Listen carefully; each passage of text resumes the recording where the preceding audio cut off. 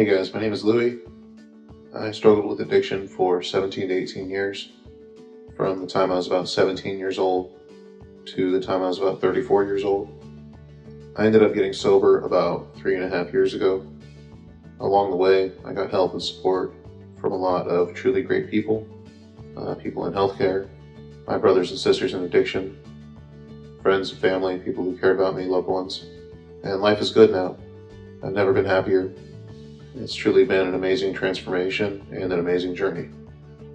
As I reflect on things, I realize how much suffering I put myself through, and how hopeless and how lonely I once was, and how much suffering I'd also caused those around me, loved ones, friends who care about me. I encountered a lot of people along my journey who helped me, and part of being of service is to help others, paying back what others did for you early on, or paying it forward, depending on how you look at things. My goal is to reduce the overall suffering that people have experienced by sharing things that I've learned, both pre and post sobriety. The idea here is that by sharing these things and these realizations, I may be able to help people to start their journey towards sobriety or ease that journey. It's extremely difficult in the beginning, or perhaps help others who have already started that journey to stay on the path. Also, slight disclaimer here, I don't necessarily think that everybody needs to be sober, but I do think that if you're suffering consequences or negative effects as a result of not being sober, then maybe it's something to look at. That's up to everyone else to decide on an individual basis. That being said, if you find this insightful, please review it, rate it, share it with others. I'd like to touch as many people who are struggling with addiction as possible. There are others out there who deserve to not suffer. There are others out there that deserve true happiness and a fulfilling life. And one other thing, I know that the name of the podcast may seem odd. I chose Self-Inflicted Recovery, Redemption, and Life because for me, my addiction was self-inflicted pain and suffering, and my recovery and my redemption were also self-inflicted. I chose how these things happened. I chose when they happened and the terms on which they happened, and life was occurring the entire time. Alright, so shortly after I made the recordings, the first 2 episodes where I told my story, I was driving through the countryside, and I was reflecting on things, the journey thus far, if you will, and writing and recording my story. That process has made me very reflective and very contemplative. And when I was kind of reviewing that whole process in my head and thinking about my story, I realized that I'd gone through a handful of stages in my addiction and my recovery. And if you go back and listen to my story, you can identify each of these stages. And when I hear from other people, their stories, a lot of the times they seem to have gone through similar stages. Also, probably worth mentioning, I'm sure that people in academia and healthcare professionals who deal in addiction, I'm sure they've probably written something similar than what I'm about to go through here. But this is all me. There's no outside influence here. I came up with this on Sunday evening. I wrote it all down Monday night, and then I made this recording a couple of weeks later. So, stage 1 would be ramp up. And ramp up is pretty much what it sounds like, We almost all start out slow for recreational purposes. And I guess because of our genetic predisposition, our propensity for addiction for whatever reason, things quickly accelerate and transform. For me, ramp up took place between 16 and 17 when I first started using. And at first it felt good and I was doing it because it made me feel happy. And I was pretty much fully ramped up and consumed by my addiction by 19 years old. It started as something I got to do, like I said, something that was recreational and made me happy, something I would use to augment already fun activities. And by the time I was 19, it had transformed into something I absolutely had to do in order to exist and to survive. It took control over me. I became enslaved by my addiction by that time. So, stage 2. Once ramp up has occurred, the next stage is what I refer to as the feeding and care of my addiction. And as the name implies, this is where I fed my addiction and cared for it. I nurtured it to be an incredibly strong beast, a savage. For me, I neglected people and things in my life because my focus was on using. This stage can go on for quite a while for many of us. For me, it went on for 14 or 15 years after ramp up. For other people, it could go on for multiple decades. And what I've noticed is the longer we feed our addiction, the more damage and havoc it creates in our life, and the more pain it causes, both to us as well as to our friends and families, the people who love us. Stage 3 is identification. This is the process by which I analyzed my thoughts and feelings, and I arrived at the conclusion that this is definitely a problem. For me, there were two pieces to this. The two elements were suspicion and acknowledgement, and I would vacillate back and forth between them, mostly because my addictive voice would tell me I couldn't do it, and would tell me I couldn't do and wouldn't do what was necessary to acquire my sobriety, what was necessary to win my life back. So that first element was suspicion. And what I mean is, I suspected there was a problem for a long time. From the beginning, I felt like I knew this couldn't go on forever, and I would try to get clean by myself. I would try to cold turkey it, white knuckle it, and then I would fail miserably. And the voice would talk me into settling for continuing to live the old way, because I couldn't be successful. And sometimes bad things would happen, and it would serve to validate my suspicions and make my suspicions stronger and stronger that this was in fact a problem. Some examples of this: I would lose a relationship. It could have been a romantic relationship, or it could have been a friend.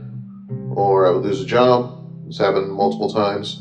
Or I'd go to jail, or miss out on a job opportunity.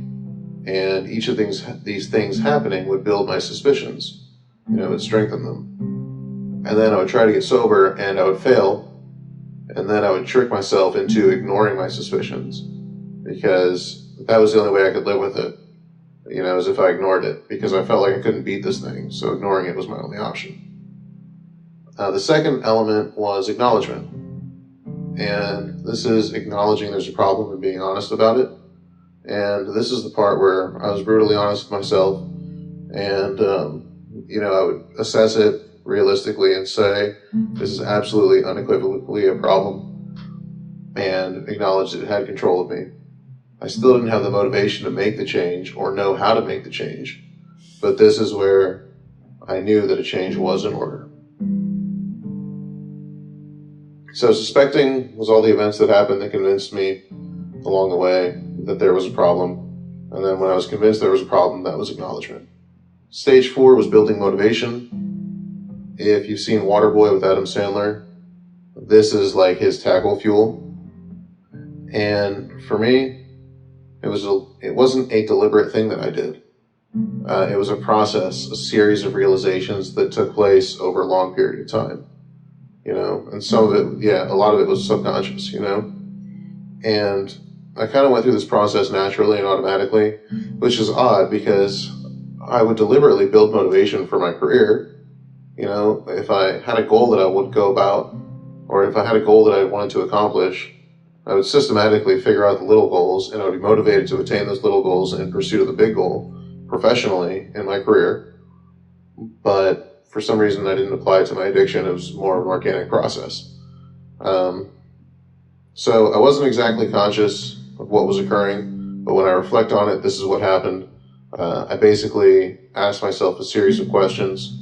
I had an awareness of my addictive behavior, and I started asking myself questions about that behavior and what the impact of that behavior was.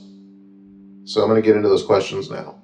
Well, the first couple of questions were this: where are you now, and what do you have? For me, at the end, before I finally decided to get sober, the answers to those questions were this: I'm almost in my mid-30s, I have a loving wife, I have 2 amazing children, and I have a good job. The next questions were, where do you want to be? What do you want to have? The answers to that are this: I want to continue to be able to support my family financially, and I want to gain or acquire the ability to support them emotionally. I want to restore the relationship with my wife to where it was something healthy, and I wanted to reflect the love that we have for one another.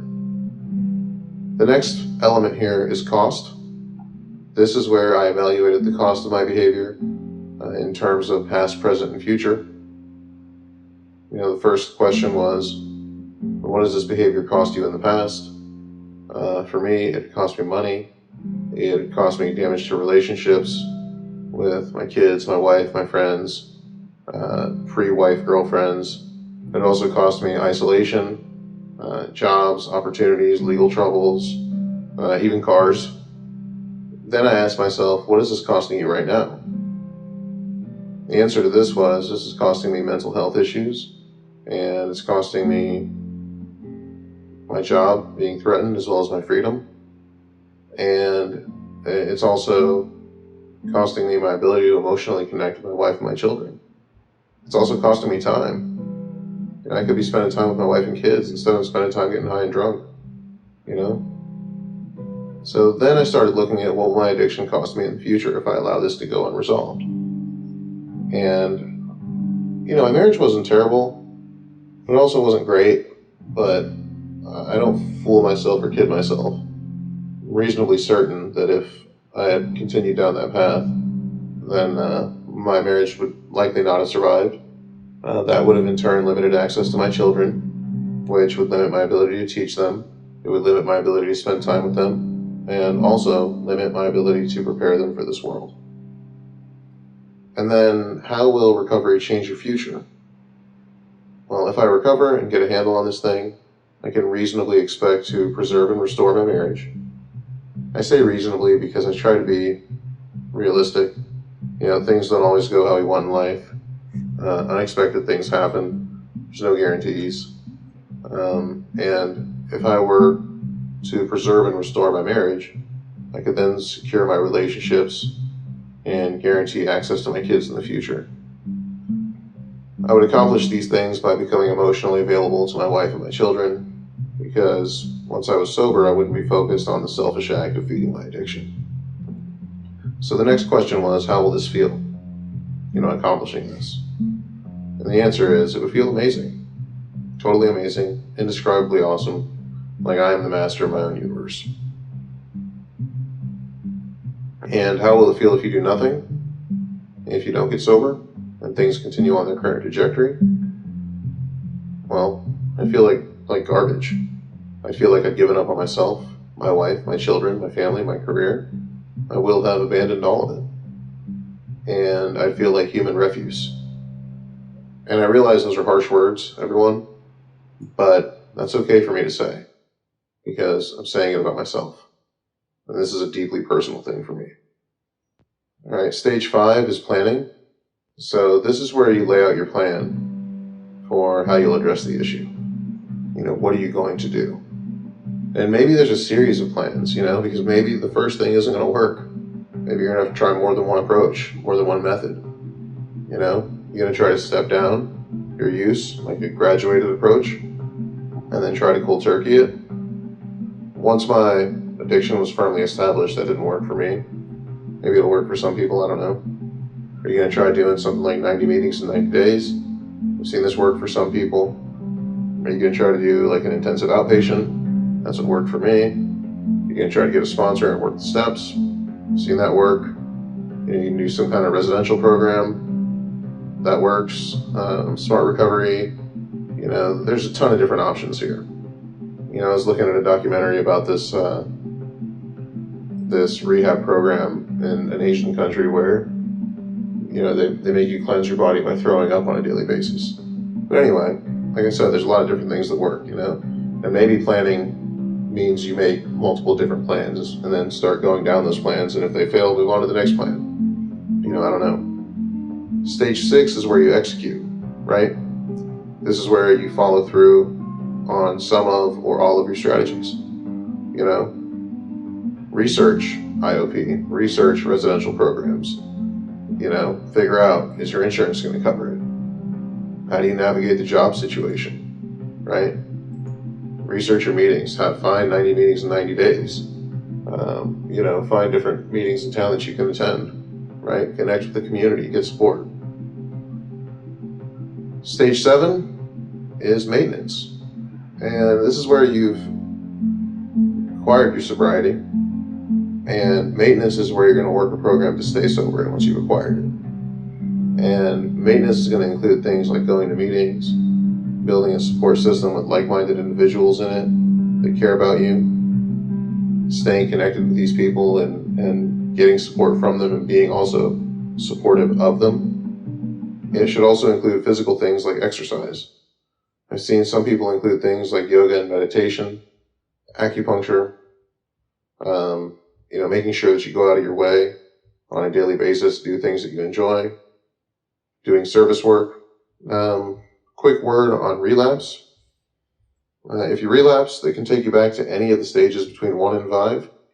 I think that depends on the severity of the relapse and the length of the relapse and how much craziness your addictive voice can talk you into, right? Anyway, that about wraps it up. I just want to share this with you guys. Maybe it will help people to figure out how these stages apply to them and perhaps see with more clarity where they are in the process. Maybe accelerate the process for some of you guys out there. What do you think? Am I on target with this? Did I miss anything important? Am I out of my mind? Wouldn't be the first time I've been accused of that. But, feel free to send me feedback, send me questions you may have, thoughts, ideas for topics. Let me know if you agree with this, disagree with it, what your experience has been. I can be reached at selfinflictedrrl@gmail.com. If you found this helpful, if you found this insightful, please rate it, review it, share it with others. I'll come out with another episode in a few days here. It'll be an interview with somebody from my support group. That is all I got for you guys. I wish you all the best. Take care of yourself. Louie out.